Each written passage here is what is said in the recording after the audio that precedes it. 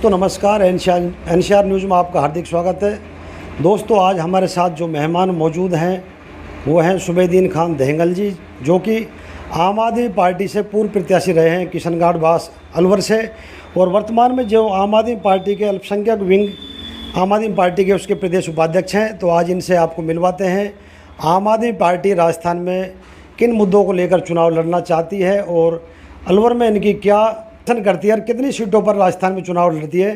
तो मिलवाते हैं आपको सुबेदीन खान दहेंगल जी से। सुबेदीन जी नमस्कार। जय हिंद। सबसे पहले थैंक यू, धन्यवाद एनसीआर टीवी न्यूज़ को, और थैंक यू।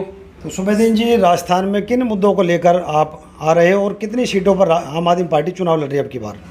आम आदमी पार्टी पूरे राजस्थान में हम 200 सीटों पर चुनाव लड़ेंगे, जैसा कि हमारे सीनियर लोगों ने बताया, और बड़ी मजबूती के साथ चुनाव लड़ेंगे। सुबेदीन जी, जिस तरह से गहलोत सरकार ने राजस्थान में बिजली फ्री दे रखी है, तो ये क्या अरविंद केजरीवाल से प्रेरित होकर इन्होंने बिजली फ्री दी है? देखिए, जो राजस्थान में फ्री बिजली और अरविंद केजरीवाल जी की नकल करना इतना आसान नहीं है, क्योंकि अरविंद केजरीवाल जी दिल्ली के एक पढ़े लिखे मुख्यमंत्री है और उन्होंने को ये सोच लिया था कि जनता को फ्री बिजली कैसे दी जाएगी। अशोक गहलोत जी ने घोषणा तो कर दी थी, लेकिन अब जनता को फ्री बिजली कैसे देंगे, ये बड़ा एक मुद्दा है, ये बड़ा सवाल उठता है। और जनता ने, जैसे ही इलेक्शन आ रहा है, दिसंबर में इलेक्शन होना है, और जनता जान चुकी है कि ये घोषणा जो भी करेंगे तो ये बिजली की पूर्ति नहीं कर पाएंगे, ये सिर्फ और सिर्फ इनके झूठे वादे रहेंगे और जनता इसी तरह परेशान रहेगी। सुबेदीन जी, जिस तरह से 4.5 साल हो गए हैं कांग्रेस की सरकार को राजस्थान में, और आम आदमी पार्टी को जिस तरह से विपक्ष की भूमिका निभानी चाहिए, क्या आपको नहीं लगता कि आम आदमी पार्टी ने राजस्थान में विपक्ष की भूमिका 0% निभाई है? देखिए, आम आदमी पार्टी ने विपक्षी भूमिका वास्तविकता निभाई है, लेकिन सवाल ये है कि जनता तक हमारे ये संदेश नहीं पहुंचा कि आम आदमी पार्टी मुद्दों पे चुनाव लड़ रही है। कि जब बिजली का जब संकट आया तो आम आदमी पार्टी ने पीसी भी की है और विज्ञापन भी दिए हैं, ज्ञापन भी दिए हैं, और रास्ते जाम करने की बात भी की है। और जब पेपर लीक हुए तो आम आदमी पार्टी ने उन मुद्दे को भी बनाने की कोशिश की है, और एक बड़े आंदोलन की और भी आम आदमी पार्टी गई थी, लेकिन जनता तक हमारा जो संदेश था वो नहीं पहुंचा। सुबेदीन जी, आपको नहीं लगता जब से गहलोत सरकार ने 200 यूनिट फ्री की जो योजना लाए हैं, तब से बिजली ना के बराबर प्रदेश में आ रही है? देखिए, फ्री बिजली के बारे में उन्होंने कहा था कि हम फ्री बिजली देंगे, जब बिजली नहीं आती तो फ्री क्या। मैं तो कह रहा हूँ दिल्ली और पंजाब में बिजली आती है, लेकिन बिजली का बिल नहीं आता। तो जो जहाँ पर बिजली का बिल नहीं आता और वहाँ बिजली आती है, 200 यूनिट की बात करते हैं। इन्होंने नकल की और ये नकल में फेल है। नकल में भी अकल की ज़रूरत पड़ेगी। अब जनता को यही तो बताना है कि हम आएंगे राजस्थान में तो फ्री बिजली कैसे देंगे। अभी तो बहुत से लोग यही सोच रहे होंगे कि राजस्थान में अगर आम आदमी पार्टी चुनाव लड़ती है और बिजली की घोषणाएं करती है तो फ्री कैसे देंगे। मैं आपको सीधा बता देता हूँ कि जहाँ जो विधायक 1 बार जीता उसको 1 पेंशन, 3 बार जीता है 3 पेंशन, तो हम इन पेंशन को खत्म कर देंगे। 1 विधायक को 1 पेंशन देंगे। हमने पंजाब में खत्म कर दिया, तो हम 1 विधायक को 1 पेंशन देते, जो पैसा आएगा उसको बिजली पे खर्च करेंगे, लोगों के स्कूल अच्छे करेंगे, मोहल्ला क्लिनिक बनाएंगे। तो यही तो है। सुबेदीन जी, किन मुद्दों को लेकर आप राजस्थान में आ रहे हो?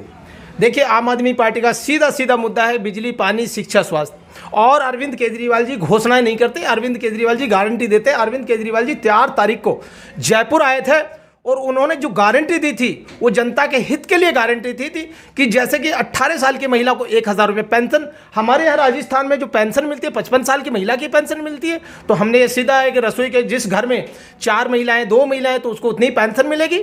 18 साल की महिला को अगर 1000 रुपये पेंशन मिलेगा तो उसकी रसोई आराम से चलेगी, और जो महंगाई का है उसमें राहत मिलेगी महिलाओं को। सुबेदीन जी, राजस्थान में कांग्रेस और भाजपा, मैं तो ये कहूँगा कि पूरे भारत में सभी पार्टियां जिस तरह से जातिगत समीकरण के हिसाब से टिकट वितरण करती हैं, जिसका जहां जाति का बाहुल्य होता है वहां पर उसी को टिकट दे दिया जाता है। क्यों आपकी पार्टी में भी इस तरह का टिकट वितरण किया जाएगा? देखिए, आम आदमी पार्टी जात धर्म की बात नहीं करती। आम आदमी पार्टी विकास की बात करती है, लायक की बात करती है। जो हमारा कैंडिडेट पढ़ा लिखा होगा, लायक होगा, जमींदार का बेटा होगा, हम उसको टिकट देगी आम आदमी पार्टी।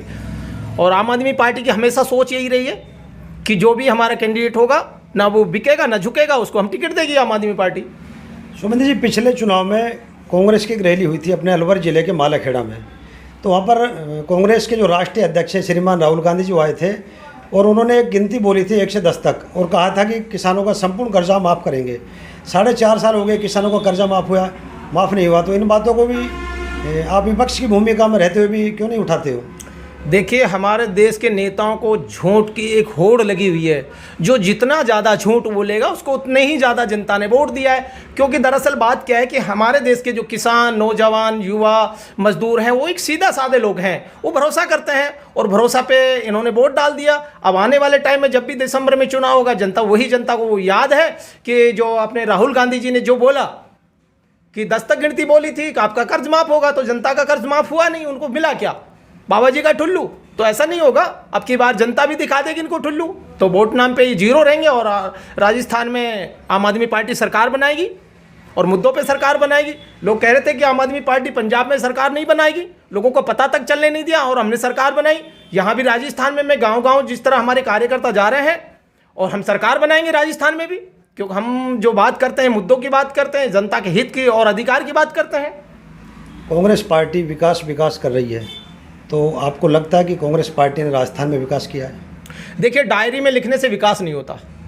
विकास जनता तक पहुंचाना पड़ेगा।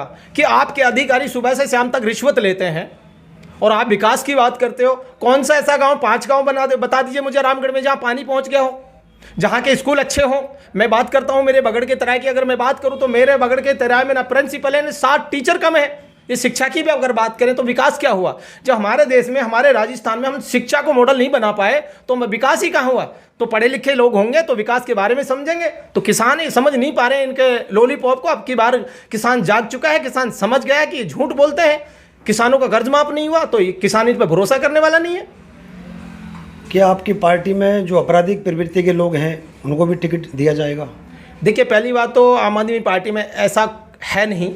अगर होगा भी तो आम आदमी पार्टी उनको जांच कर ही टिकट देगी। और छोटे मोटे अगर मुकदमे हैं तो मैं ये मुकदमा नहीं समझता कि हो सकता है किसी पे झूठे किसी ने आरोप लगा दिए हों, तो कोर्ट जो फैसला करेगा वो होगा। और पार्टी का फैसला वही है कि पार्टी क्रिमिनल को किसी तरह टिकट नहीं देती है आम आदमी पार्टी।